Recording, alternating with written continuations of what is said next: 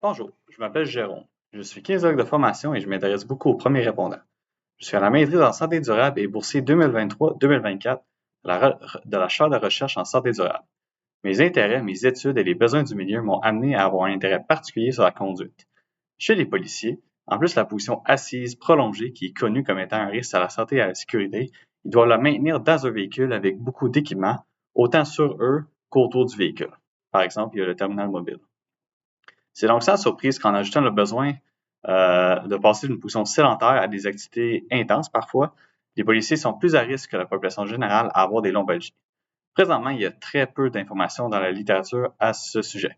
Il y a quelques articles présentement sur l'ergonomie du véhicule, l'équipement sur le policier et l'activité physique que les policiers peuvent faire pour prévenir les lombalgies. Ce projet de recherche rentre dans le troisième volet, c'est-à-dire l'activité physique.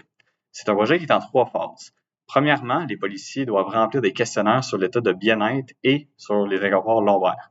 Les policiers ayant été retenus pour l'étude en raison d'inconforts lombaires feront des tests physiques pour évaluer leur santé globale et leur santé lombaire physique. C'est ici qui rend l'aspect intersectoriel du projet, où on doit considérer non seulement l'état physique des policiers, mais aussi tous les problèmes que les lombalgies peuvent apporter au niveau de la santé mentale. Deuxièmement, les policiers feront 8 semaines d'entraînement avec un suivi d'un kinésiologue. Peu importe le niveau d'entraînement de la personne, la prescription d'exercice serait faite pour ne pas surcharger le policier, bien évidemment. Donc, si par exemple, on a un policier qui ne s'entraîne pas du tout, là, ça va peut-être plus être une prescription d'entraînement 3 fois par semaine à la maison, par exemple, tandis que quelqu'un qui s'entraîne déjà plus intensément, par exemple, qui fait du sport d'équipe, etc., dans ce temps-là, on va peut-être plus aller vers des exercices supplémentaires visant à la prévention des maux d'eau en fonction de leur horaire, bien évidemment.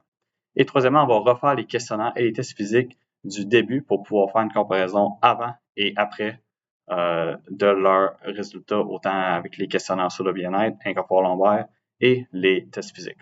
On espère tirer des résultats permettant de montrer que la prescription d'activité physique qui contient des exercices lombaires aide les policiers autant sur le plan de leur état physique que leur état de bien-être.